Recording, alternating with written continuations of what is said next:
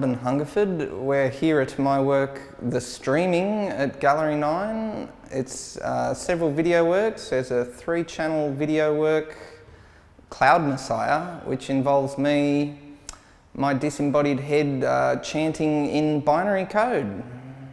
And the other work is Sermon Wall. It's kind of a 7-minute speech given by some sort of futuristic godhead technocrat. It's kind of my representation of this era that we're entering. I'm trying to visualise what this space might be. You know, there's certain theorists, this one guy in particular, Ray Kurzweil, who's he's an inventor and a futurist. He invented character recognition, optical character recognition machines that can read for the blind, and all, you know, all the patents for all this stuff. But his kind of view is that at some point in the near future, we're going to upload our minds, we're going to leave our bodies and upload our minds into cyberspace. And it's a very, it's almost a religious kind of idealism that this scenario will come about. And you know, all this stuff, it sounds very far-fetched and Terminator and sci-fi. But you think about these things on another level, and we are, you know, it's kind of happened already. You know, we've kind of, the amount of time that we spend online and the amount of time we're kind of hooked in with our gadgets and stuff would, yeah, lead me to think that there's been some amazing changes, and this is kind of still underway. And I guess that's a big concern of my work, is that where are we going with this, with all this stuff, with all this technological development, and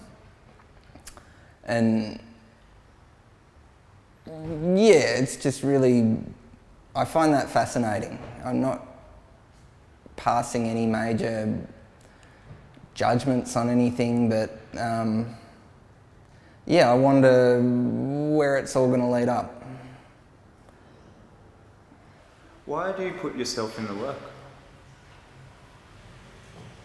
That's a good question. So it's, you know, it begins with the kind of practicality of you're the artist, you're the only one in the room, and you're the endless unpaid model. But yeah, it goes somewhere else from there. Like it's, I guess it's partly this kind of schizophrenic thing where you have these different viewpoints going on in your mind. So like with the sermon wall, you know, that's kind of ideas of mine and kind of fears of mine about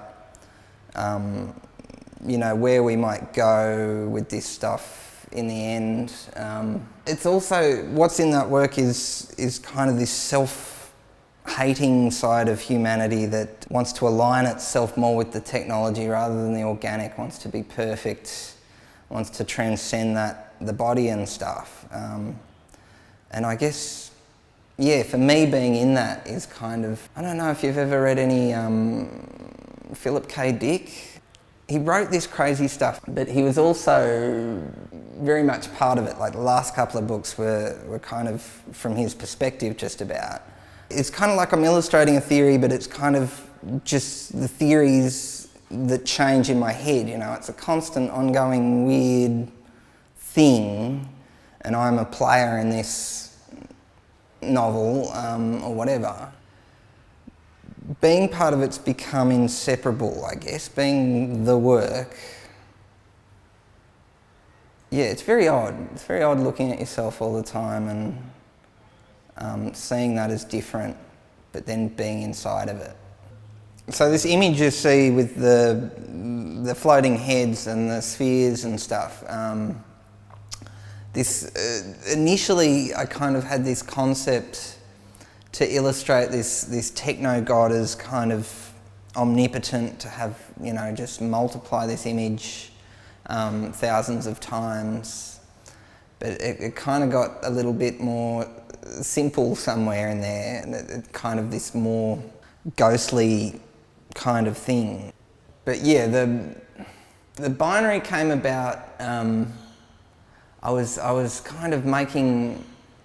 I was trying to inhabit what it might be like, kind of physically, to be a computer, to be in a computer, and I was making modem noises and machine noises. But then, yeah, I was thinking of the binary language, the on-off 1-0 of computers. And so this chant 1001, 1001, I just like the rhythm of that, I just like the sound. And it's kind of weird because I looked it up on an internet binary translator, and it translates as a capital I, which I find kind of interesting in terms of, I don't know, one of the basics for this whole thing was, I'm interested in the way people are plugged into their gadgets and their iPhones, particularly their iPhones and the Apple products.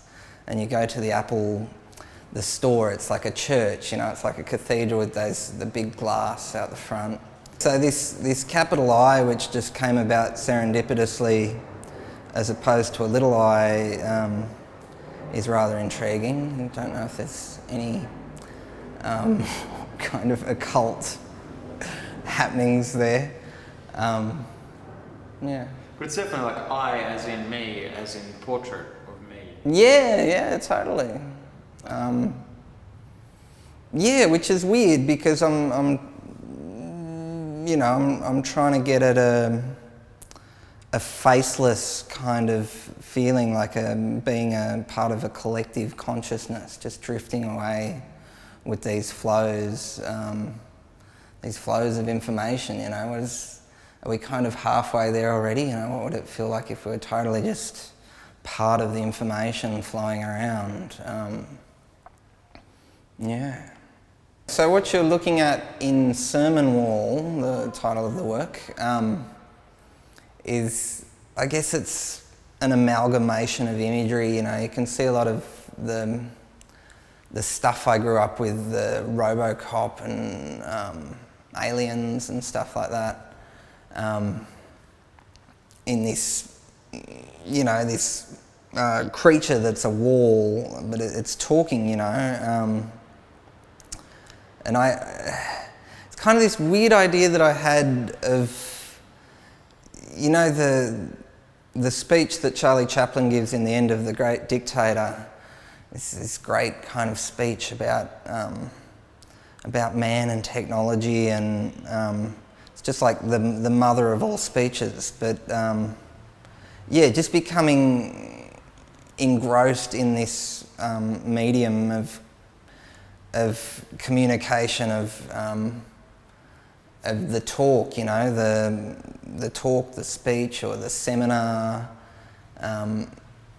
Just really loving the way that people can put forth ideas in that way.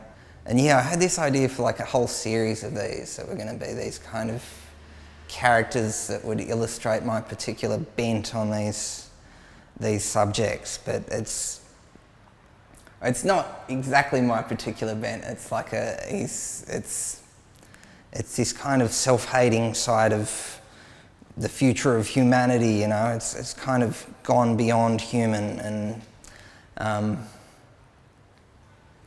yeah, for some reason he just seems to be like this snide little American adolescent brat. I'm not sure why exactly. It just seemed to fit, I guess. Maybe that's